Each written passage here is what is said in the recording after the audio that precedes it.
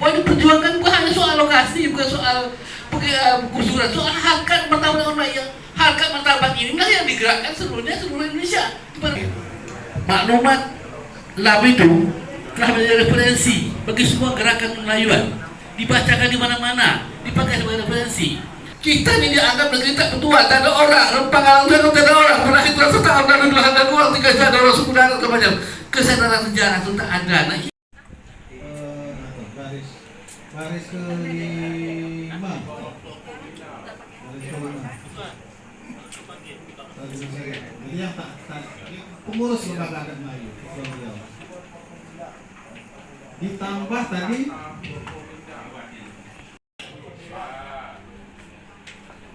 jadi di situ ada tambahan yang di garis merah itu adalah tambahan perbaikan redaksi dengan membuat peraturan gubernur, peraturan bupati dan peraturan wali kota. Ya, ini dalam rangka melestarikan, mengembangkan budaya Melayu Kepulauan Riau. Dia meminta komitmennya itu dengan membuat peraturan gubernur, peraturan bupati dan peraturan wali kota. Itulah intinya. Kalau sebelumnya kita tak buat begitu. Jadi ini penyempurnaan semalam yang disepakati. Provinsi Kepulauan Riau nomor 1 2014 tentang Lembaga Adat Melayu Kepulauan Riau hingga ke tingkat kelurahan kota. Kelurahan desa. Kelurahan desa. Jadi ini mendorong mereka mensosialisasikan. Karena banyak yang tak tahu juga. Tentu saja nanti teknik narasumbernya. Kemudian nomor 7, mendorong pemerintah kabupaten kota untuk membuat peraturan wali kota dan kabupaten kota. Ini sesuai dengan masukan dari BPKAD tadi, Ibu Sri. Jadi kita rekomendasikan yang ini. Ke-8, mengharapkan kepada pemerintah daerah baik di tingkat Provinsi Kepulauan Riau maupun pemerintah daerah kabupaten kota apabila akan membangun gedung pemerintah termasuk bangunan gedung sekolah, rumah sakit, terminal pelabuhan, laut, udara, gapura dan sebagainya harus mengacu kepada peraturan daerah Provinsi Kepulauan Riau nomor 1 tahun 2019 yang sudah ada tentang bangunan berciri khas Melayu. Jadi ini kita ingin itu diperkuat karena perda sudah ada, ya harus dipatuhi. Itu dorongan kita, rekomendasi. Di print orang. Kemudian 9, dalam rangka memperkenalkan identitas daerah dan nuansa kemelayuan diharapkan pemerintah Provinsi Kepulauan Riau dan pemerintah daerah kabupaten kota di seluruh Kepulauan Riau sesuai dengan kewenangannya memperdengarkan lagu-lagu atau musik Melayu di seluruh pelabuhan laut, pelabuhan udara, terminal bus, angkutan kota dan di tempat-tempat fasilitas umum lainnya. Rekomendasi kita ya. Kepada pengurus Lembaga Adat Melayu Kepulauan Riau periode 2022-2027 untuk membuat peraturan Lembaga Adat Melayu berkenaan A. Penggunaan lambang Lembaga Adat Melayu, B. Penghargaan pada pengurus LAM, C. Proses pemakaman pelepasan pengurus LAM yang mangkat. Ini seperti yang disampaikan tadi oleh Datuk Tamrin yang sudah kita masukkan di dalam rekomendasi. Oke. Ada pandangan dari Datuk Lela Rida Kaliamsi. Silakan Datuk. Merupakan sebuah momentum memberi laluan kepada LAM Riau dalam Kepulauan Riau untuk mengambil posisi yang setara dan bahkan di atas lembaga-lembaga lain. Maklumat LAM itu telah menjadi referensi bagi semua gerakan Melayuan, dibacakan di mana-mana, dipakai sebagai referensi. Artinya dengan momentum kasus Pangkalan ini, LAM Riau ini mendapat angin untuk mengibarkan bendera panjang kemelayuan itu sebagai lebih kuat, lebih kukuh. Dan dalam hal ini kita lihat bahwa yang diperjuangkan teman-teman Pangkalan itu bukan soal pergeseran, soal lokasi, itu soal martabat dan harkat. Nah, di sini di mana kita menempatkan kata-kata harkat dan martabat Melayu itu? Ditaruh di sana, dikukuhkan di sana. Bahwa diperjuangkan bukan hanya soal lokasi, bukan soal gusuran, soal harkat martabat orang lain. Harkat martabat inilah yang digerakkan seluruh Indonesia. Di mana-mana orang Melayu ada. Bukan soal rempang saja, soal harkat martabat orang lain itu. Nah itu ditaruh di mana kita tempatkan. Dan kemudian yang kedua, dalam konteks seperti ini, menurut saya perlulah dilihatkan kalimat bahwa LAM-Kepri ini tidak di bawah pemerintah, tidak setara, bahkan kalau perlu bukan kita yang adusi mereka yang adusi kita. Dan saya sampaikan lupa, udah waktulah mereka datang kepada kita, jangan kita yang datang pada mereka.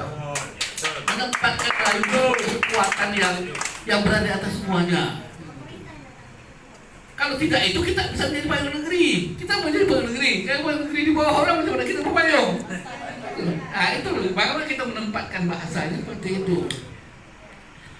Kemudian yang ketiga juga yang penting di dalam semua itu, kelemahan dari kasus Panggalang itu adalah kesadaran sejarah.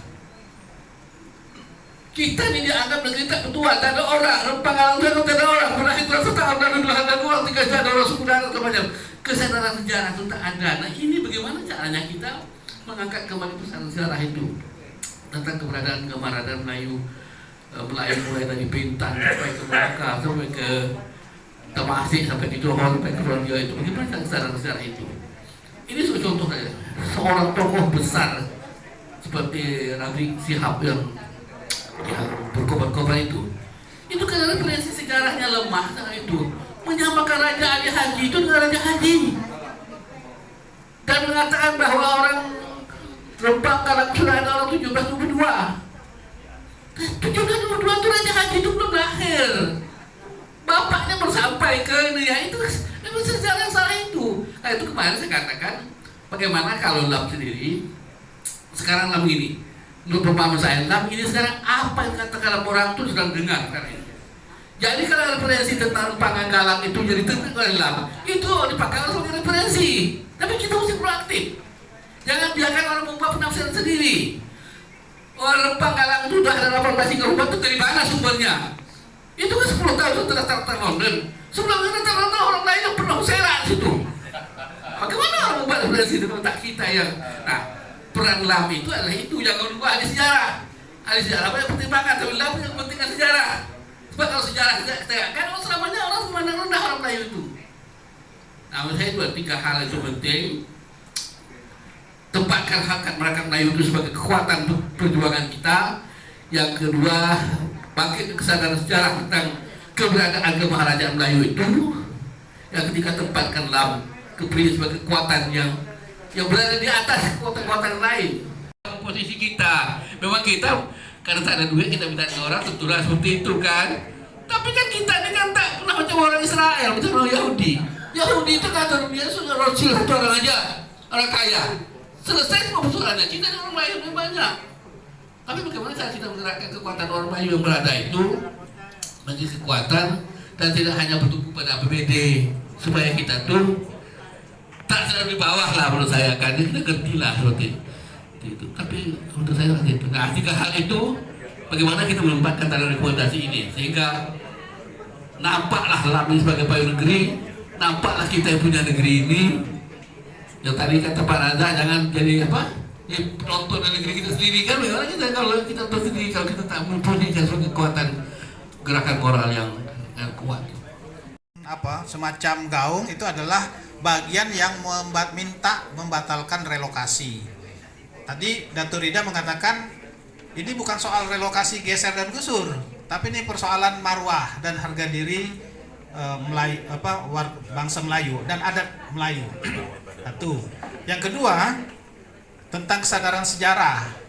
Nah, kesadaran sejarah ini Datuk tadi kita coba macam mana memasukkan atau membahasakannya, tetapi dia ada di dalam usulan atau rekomendasi kita untuk dia dijadikan semacam apa tadi muatan lokal. Karena pelajaran sejarah kita kan pelajaran sejarah umum kalau tidak salah. Nah, sejarah lokal atau muatan sejarah lokal itu tak begitu kuat ya di dalam mata pelajaran di lembaga-lembaga pendidikan kita. Jadi itu terus ya kita masukkan di situ ya tuh ya.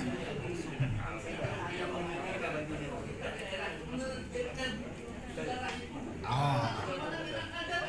Buku tak ada. Buku referensi.